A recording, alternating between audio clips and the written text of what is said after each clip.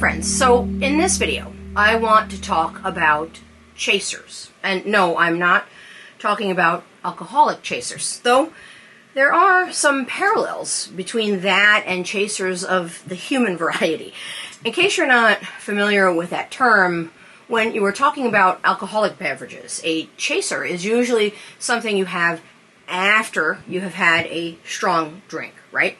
So if you take a shot of whiskey or some other hard liquor, you might do a beer chaser immediately after, or hell, even a glass of water as a chaser.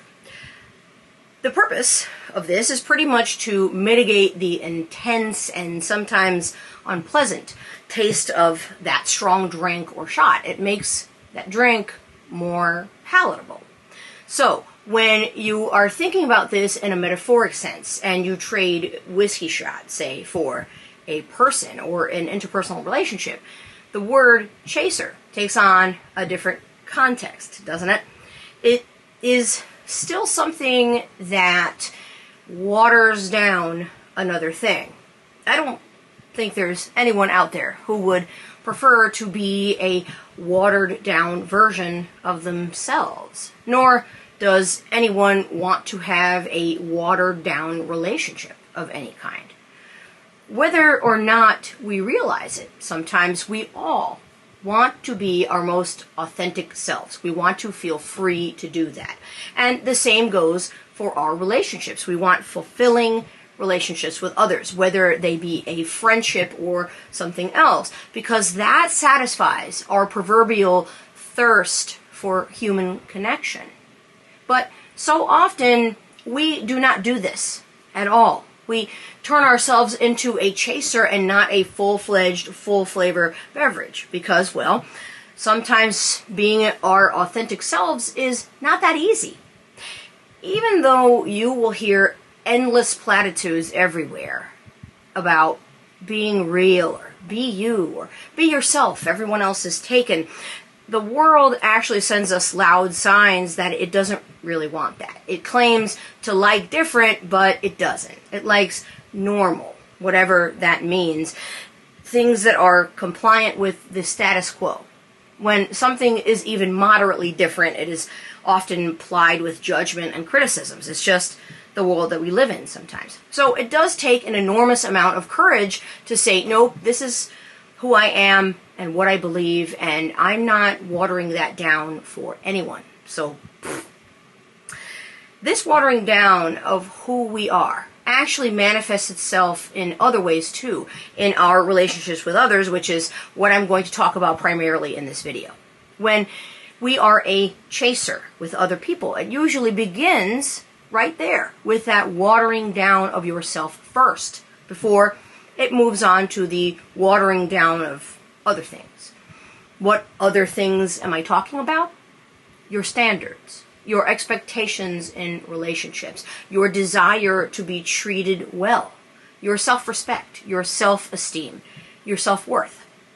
Those are all things that most definitely get watered down when you are a chaser, when you are the one who always makes the effort in your relationships or friendships, when you are always the one who is willing to overlook something you aren't okay with for the purpose of keeping a connection to someone else, when you are always the one who goes out of your way to pursue someone and it is not reciprocated, when you are always the one who expresses your feelings and you get nothing but a flat line from that other person. These behaviors, whether it be one or a combination of several, make for a very fertile ground for creating an unbalanced dynamic where that other person, the one who is not the chaser, has the proverbial upper hand, where they can get away with being less invested and not motivated to do any of the lifting that is necessary in a healthy relationship. Because why would they be motivated to do anything? You are doing it all already, so they can just sit back and coast, right? Wrong.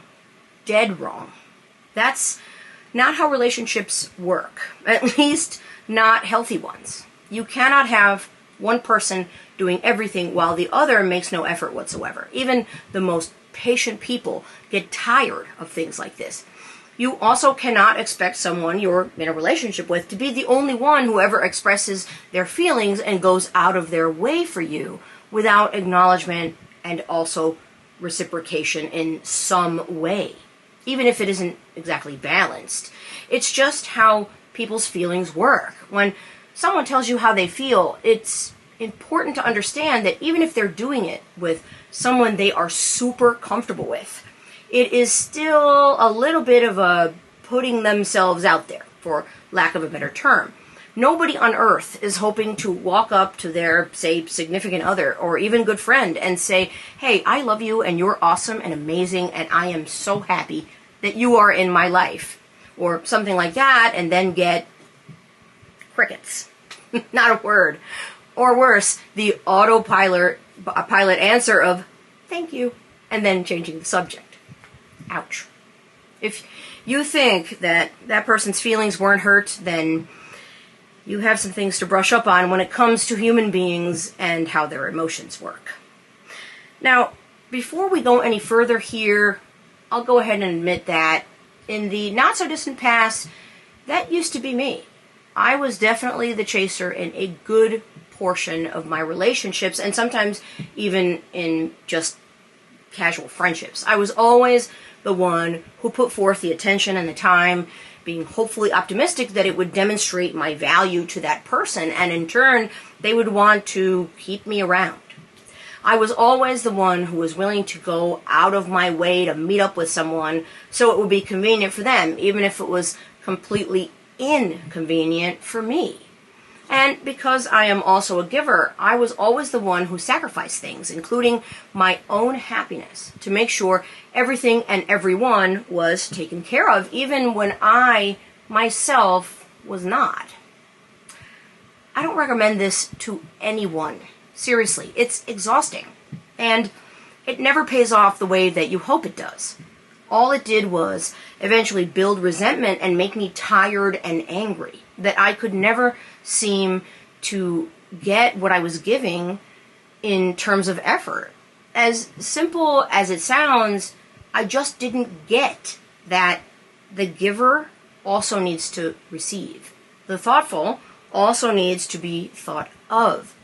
The considerate also needs to be considered. And the person who was always trying to make other people feel special and valued also needs and wants to feel special and valued too.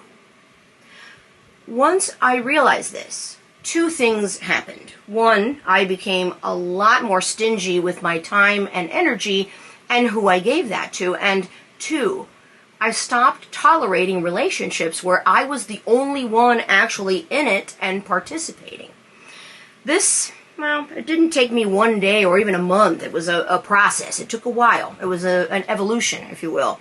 And every so often I will find myself retreating to some of the old thought patterns that I had during that time. I've definitely had some slips. But for the most part, I truly understand the very important life lesson that all of these experiences were trying to teach me the whole time.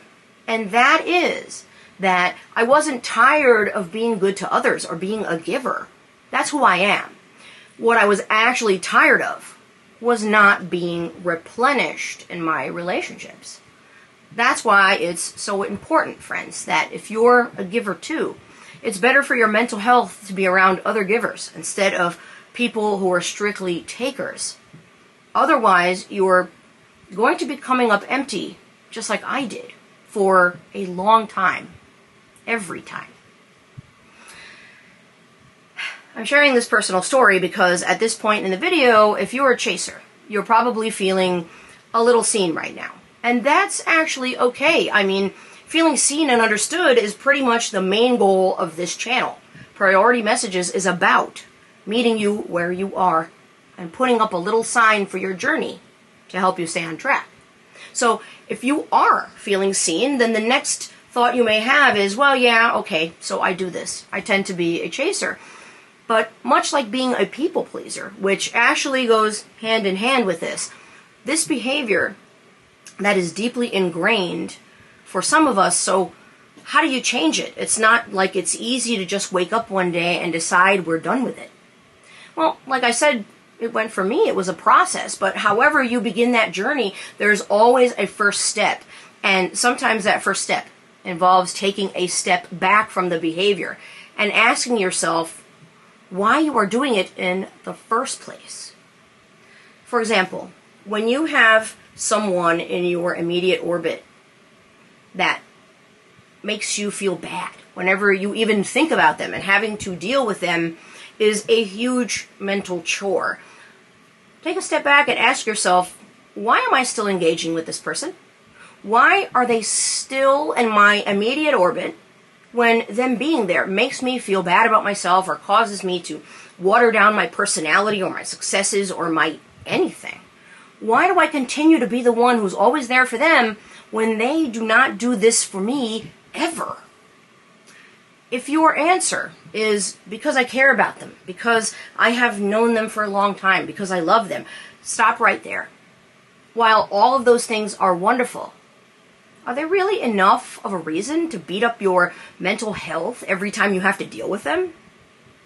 At some point in adulthood, we learn a lesson that pretty much sucks, for lack of a better term. And that lesson is that loving someone is not enough.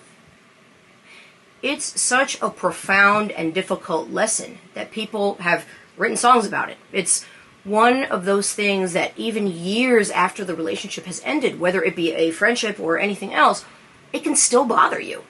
Maybe it's because from that early age, we are sold this movie myth that everything has a happy ending, even though that's just not true. It's actually far from it.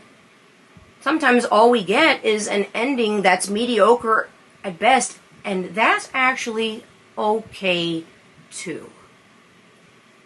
It is this that I think keeps us chasing, isn't it? It's the belief that if we just love someone enough or we care about them enough, they'll change. If we keep piling on effort, they'll eventually notice. If we keep forgiving, they will eventually stop hurting us. If we keep throwing ourselves at them, they will eventually notice our loyalty. But sadly, it never works that way. What it does is often create the opposite effect. It makes us look weak and, I hate to use this word, but desperate. And like we are easy to treat however they want because, hey, you've already proven that you'll just keep chasing and hanging around no matter what. You may as well have stamped doormat on your forehead because, well, those people are already wiping their feet on you anyway, aren't they?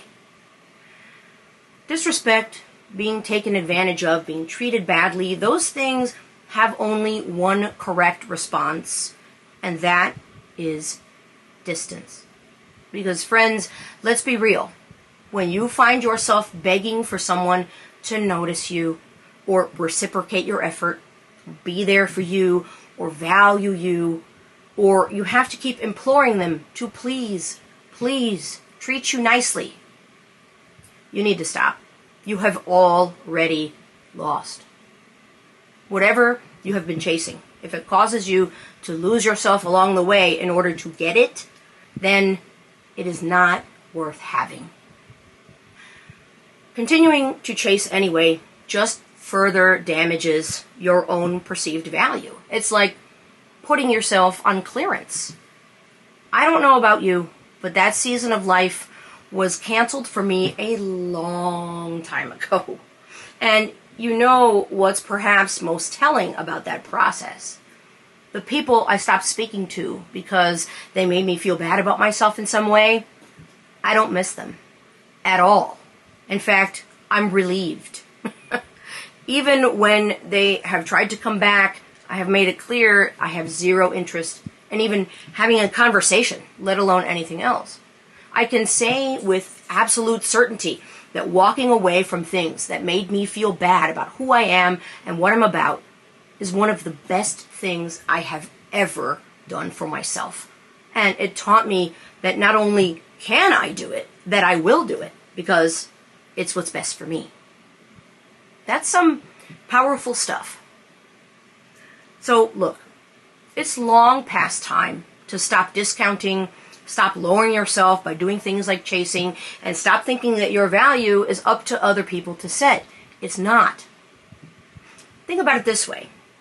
When you go into a bougie store in the mall, do they discount the price on a high-value, desirable item because that one dude or lady over there can't afford it? Hell no. The price is the price. If you can't afford it, that's your problem. They stay unbothered because there is always someone who is going to come along and can afford it and will buy it. Period. So why should you be any different? Are you not also a high-value, desirable thing too? Of course you are. Listen, at the end of the day, the right people that belong in your life, your people, will not need to be chased or begged or convinced. They'll just be. They'll be there. Anyone who does not see you and treat you in this manner, in the way that you deserve, with respect and kindness, if they cannot see your full value and appreciate it, and you, then they just don't deserve you. Period. Friends, let's make 2025 the year that we stop doing all of this stuff, that we stop chasing people, that we stop begging for other people's attention, that we stop performing so that others will like and accept us, that we stop compromising our self-worth just so we can be included. All of this and similar behaviors, just stop. You're not doing yourself any favors by chasing anything or anyone. Period. A very large, authoritative one. If someone wants to be around you, then they need to, as they say, come correct. With respect, with love, with good intentions, with true friendship, with loyalty, with consideration. If they do not move in this manner, then they can go move somewhere else. If something or someone wants to go, let them go. Hell, hold the door open for them if you want to show them that you are truly done playing this game. The only thing that we're going to be chasing from now on, my friends, is our goals, our happiness, our wants, our fulfillment. That is top tier self-care, and I highly recommend it to everyone.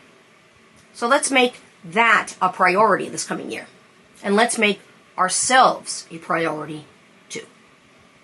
That's all I've got for you this week. I will be back next week with another priority message. Until then, take good care of yourselves. Bye.